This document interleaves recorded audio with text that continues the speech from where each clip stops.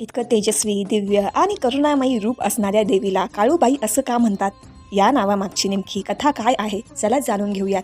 ही कथा आहे सत्ययुगातली. सत्ययुगामध्ये मांढरदेव ऋषी यज्ञ करत असताना लाख्यासूर नावाचा दैत्य त्यांना वारंवार त्रास देत असे. यज्ञ कार्य निर्विघ्न पार पडावे आणि दैत्याचा नाश व्हावा यासाठी मांढरदेव ऋषींनी महादेवांची कठोर तपश्चर्या केली. महादेव प्रसन्न झाले. त्यांनी ऋषींना पार्वती मातेची उपासना करण्यास सांगितले. त्यानुसार ऋषींनी पार्वती मातेची मनोभावे आराधना केली.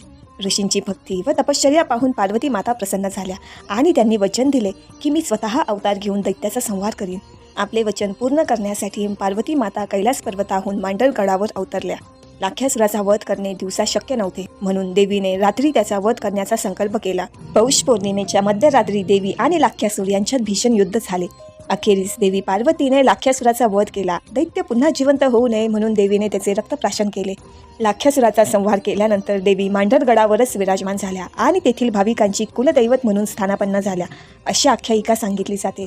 या कथेनुसार देवीने रात्रीच्या अंधारात दैत्याचा नाश केला, म्हणून तिला काळेश्वरी असं संबोधलं जाऊ लागलं.